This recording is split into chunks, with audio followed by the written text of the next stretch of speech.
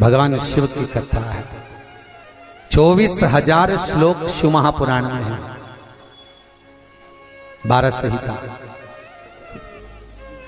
और एक एक संहिता भगवान शंकर को समर्पित है। भगवान शिव 6 सूत्र शिव महापुराण के हैं कि शंकर को पाने के 6 सूत्र बताए हैं। पहला, मस्तक पर तिलक लगा दो, त्रिपुंड लगा दो, नहीं लगा सकते तो गले में रुद्राक्ष की माला पहन लो। इतना भी नहीं कर सकते, तीसरे नंबर का सूत्र है कि भगवान शंकर का मंत्र जाप कर लो, नमः शिवाय, ओम नमः शिवाय। ये भी नहीं कर सकते तो मंदिर में शंकर जी को 1 लोटा पानी चढ़ा दो, चौथा सूत्र। 5वां सूत्र है, इतना भी नहीं कर सकते तो किसी शंकर के मंदिर के पास में से निकल कर चले जाओ तो शंकर के मंदिर का शिखर का दर्शन हो जाएगा। शिखर दर्शनम सर्व पाप नाशन, बस उतना भी बहुत है। ये 5। और 6ठे नंबर का सूत्र है, अगर इतना भी नहीं कर सकते तो पूरी जिंदगी में अगर 12 ज्योतिर्लिंग पर पहुंचकर शंकर की कथा को सुन लोगे तो फिर दूसरा जन्म नहीं होता सा। ये 6 सूत्र शंकर को पाने के हैं, भगवत भक्ति को पाने के हैं, भगवत तत्व को पाने के हैं। 6 सूत्र है, शंकर का अनुमोदन करें। ऐसी कौन सी भूमि है, ऐसी कौन सी जगह है जहां शंकर नहीं है?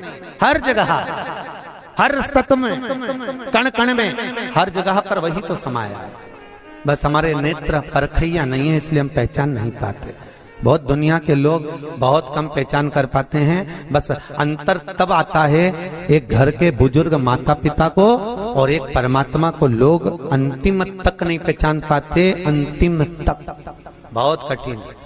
माता पिता सब कुछ दे देते हैं बच्चों को। एक सास अपनी बहू को जब पसंद करके आती है, जो सास कभी अपनी देवरानी जेठानी की एक अंगूठी नहीं दे, वो हाफ सेट दे के आ जाती है। सोचो जरा, विचार करो।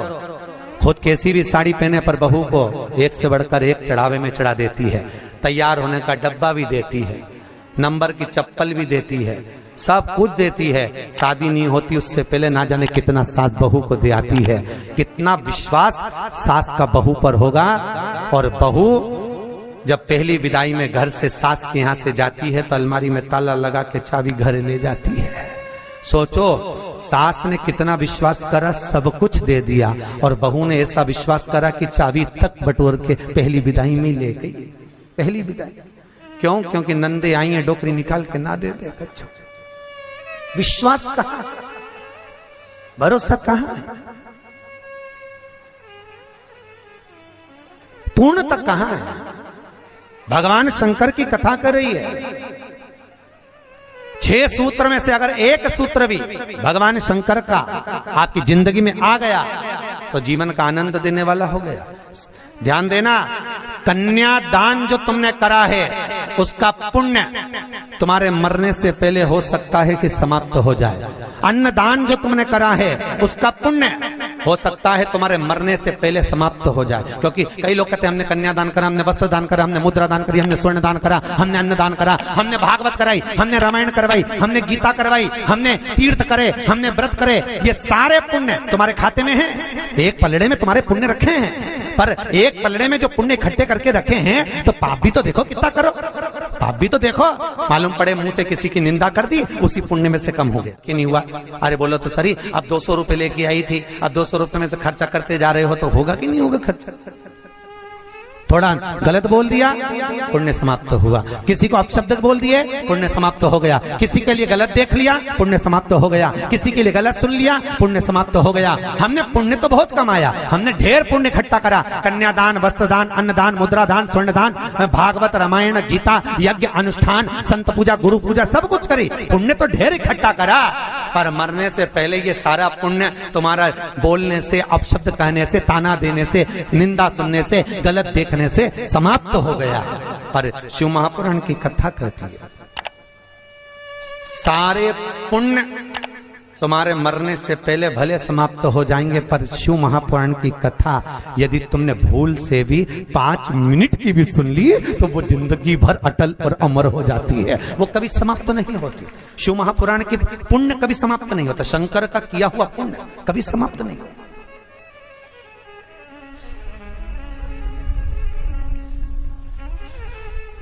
आज वो कोई कह रहा था गुरुजी वो हम पोटलियां बना के लाए हैं तो एक एक मंदिर में पोटली चढ़ाए और कई चढ़ाए। हमने कहा लो आए हो इतनी दूर तीर्थ करने के लिए 5 रुपया 10 रुपया 2 रुपया करो जो तुम्हारी मर्जी पड़े चढ़ाओ। 84 महादेव का क्या बार बार दर्शन करने जाओगे? ब्रज 84 कोस की परिक्रमा तो तुमने ना जाने कितनी बार लगा ली होगी ब्रजमंडल में पहुंचकर, पर 84 महादेव का दर्शन करने के लिए आए हो। और वो 84 महादेव जिसको स्वयं भगवान शंकर की बहन छिप्रिया ने प्रकट किया था, शंकर के ही रूप तत्व से 84 रूप में उनको प्रकट किया है। पूरे विश्व में कहीं पर नहीं है, केवल उज्जैन में, केवल उज्जैन। तो भगवान शंकर की कथा कर रहा है, भगवान भोलेनाथ का चरित्र वर्णन कर रहा है। 6 सूत्र में से एक सूत्र भी अपनी जिंदगी में उतारा तो जीवन सार्थक हो गया। मात्र एक। भगवान शंकर की पावन कथा का रसतत्व ग्रहण करें। एक देवराज नाम का ब्राह्मण शरीर में ताप पड़ गया और शरीर में ताप पड़ने के कारण बहुत ताप पड़ा तो शंकर के मंदिर में पहुंच गया, बैठा। अब वहां तो थोड़ी थोड़ी देर में शंकर के मंदिर में कथा हो रही थी, प्रवचन चल रहे थे, शिव महापुराण का चरित्र चल रहा था। और ये थोड़ी थोड़ी देर में पंडित जी चिल्लाए हर हर महादेव। अब जैसे ही पंडित जी चिल्लाए तो इसके शरीर में ताप पड़े, इसको आ रहा बुखार। अब बुखार आए और कहीं का चिल्लाए, सिर दर्द हो और कहीं का चिल्लाए तो बड़ा बुरा लगे महाराज। अब इसको तो बड़ा अंदर से खटकाओ कि बताओ मेरे तो शरीर में ताप पड़ रहा है, महाराज हर हर महादेव चिल्ला रहा, पर बोल सकता नहीं। ताप पढ़ते पढ़ते पढ़ते पढ़ते थोड़ी देर में ये यहां से चला शंकर के मंदिर से कथा श्रवण कर कर थोड़ी देर भले ताप पड़ा, बुखार आया, सिर दर्द हुआ, सब कुछ हुआ, पर शंकर की कथा तो शरीर में पहुंच गई, इस आत्मा तक पहुंच गई। होता है जब घर से चले होगे तो सोचे पाँव दुख रहा है, बुखार आ रहा है, सर दर्द हो रहा, ये हो रहा, वो हो रहा, पर शंकर के धाम में पहुंच गए तो अब ये सोच लो कि तुम शंकर के हो गए, तुम शिव के। यहाँ बिठले सेवा समिति के कहने पर नहीं आए, यहाँ पाठक जी के कहने पर नहीं आए, यहाँ हमारे कहने पर नहीं आए। यहाँ तो हम भी बुलाते तो तुम नहीं आते, क्योंकि ये नगरी महाकाल की है। महाकाल का राजा है महाकाल, और महाकाल राजा का एक नियम है, यहाँ कोई राजा, कोई मंत्री, कोई बड़े से बड़ा राजपाट वाला इस नगरी में रात नहीं रुक सकता। यहाँ का नियम है, क्योंकि यहाँ एक ही राजा, कौन सा? महाकाल राजा, उसी का राज्य चलता है। तो जब उसके घर में आए हो तो हम कौन बुलाने वाले? बोलो तो सही। उसने बुलाया, उसने ठहराया, उसने खिलाया, उसने घुमाया, 5 दिन घूमो फिरो, उसका दर्शन करो, आनंद करो, घरे जा। घर वाले पूछे कहाँ गई थी तो कहना महाकाल के घर गई थी, उसने बुलाया। रामकृष्ण परमहंस जी से एक ने कहा, रामकृष्ण परमहंस जी से बोले, अरे रामकृष्ण परमहंस जी, हमने सुना है कि माता जगतजननी जगदम्बा शारदा भवानी माँ देवी आपसे बात करने के लिए आती हैं, आपसे मिलने के लिए आती हैं। रामकृष्ण परमहंस जी ने कहा, तो रामकृष्ण परमहंस जी, अगर देवी जी तुमसे मिलने आती हैं, देवी जी तुमसे बात करने आती हैं, जगदम्बा तुमसे मिलने के लिए आती है, तो रामकृष्ण परमहंस जी एक काम करो ना, एक आध बार माता जी को हमारे घर भी भेज दो। हंसी उड़ाने वाले तो कुछ भी बोल देते हैं, एक आध बार माता जी को हमारे घर भेज दो। रामकृष्ण परमहंस जी ने कहा ठीक है, एड्रेस बता दो, देवी जी को तुम्हारे घर भेज देंगे।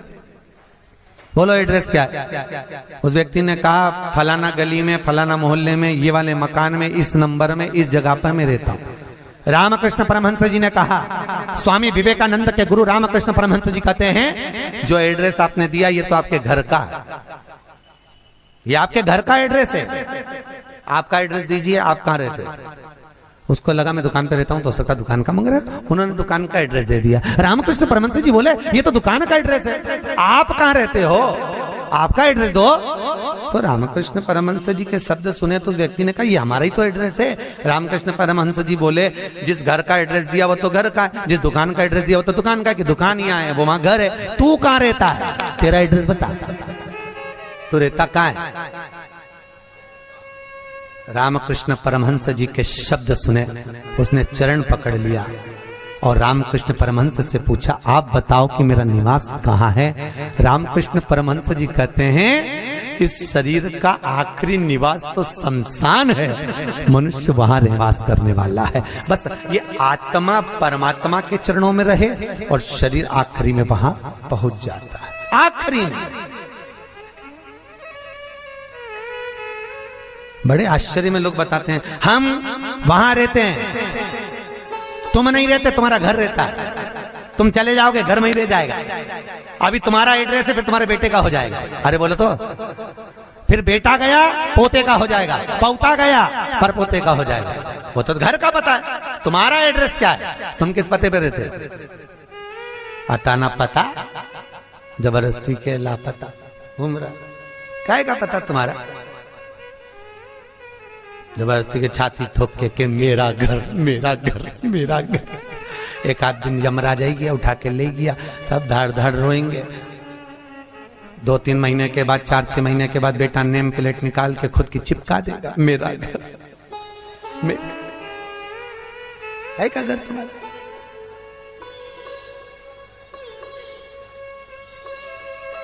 क्या कहा? सज धज के जिस दिन मौत की सहजादी आएगी, न सोना। हमसे भी लोग कहते हैं गुरुजी तुम कथा वाचते हो, इतना सारा सोना मोना पहन के पहनते हो। तो हमने कहा जजमान लोग दे तो क्यों नहीं पहने? अरे बोलो तो दीजिए, कई करे कई बाद में जोड़ जोड़ के औलाद के देखे ना, है तो तुम्हारे पास भी, बस तुम भी जोड़ जोड़ के लाकर में अलमारी में लाकर में, और एक आध दिन मर गई और सारा पड़ा की पड़ा रह गया, ऊपर जाके याद करेगी वाला हार तो पहना ही नहीं, तो कई मतलब का पहना कई करे ऊपर।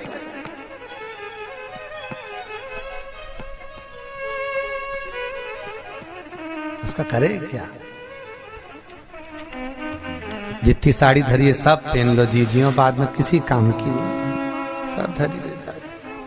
ऊपर जाती जाती यमराज सेकेगी, नीली वाली तो पहनी नहीं थी, अभी पीको लगवाई थी, एक बार फिर से छोड़ दे वंश मोर, फिर से छोड़। भगवान भी यमराज भी कहेगा चल ऊपर चल, अब कहीं नहीं पहने, ले गया वही करे। खूब जोड़ा, आखिरी में यही छोड़ा, और फिर इतना बड़ा फोटो टंगा, उनमें प्लास्टिक के फूल की माला, और वो भी पंखा में माला यूं छिले, पंखा में माला हिले और डोकरी फोटो में स्माइल दे। वो डोकरी भी इसलिए स्माइल दे कि बेटी हम भी जोड़ जोड़ के मर गए, यही टंग गए, तुझे भी टंगना है, इसलिए डोकरी भी ऐसे यही टंगे से जोड़ो। कुछ नहीं खाया, खूब जोड़ा, खाना खाने की फुर्सत नहीं थी। साथ सवेरे 8 बजे से रात को 10 बजे तक दुकान नहीं छूटे। एक एक ग्राहक के लिए बैठा दिया, और आखिरी में सब छोड़ के घर के लोग अर्थी पे भी ले गए, तो बांध के ले गए। सबको मालूम है मर गया, उसके बाद भी ना जाने लोग क्यों बांध के ले जाते हो, और खींच खींच के बांध, खींच और खींच और खींच। अरे सबको मालूम है मर गया, कोई भगेगा थोड़ी ना, काय को खींच, हल्की बल्कि बांध, ले जाना तो है नहीं, और खींच खींच के बांधी, क्योंकि इनको डर इस बात का लग गया, उठ के भग गया। अब उनको तो कुर्सी भरना, उसकी जगह दूसरे को ले गया।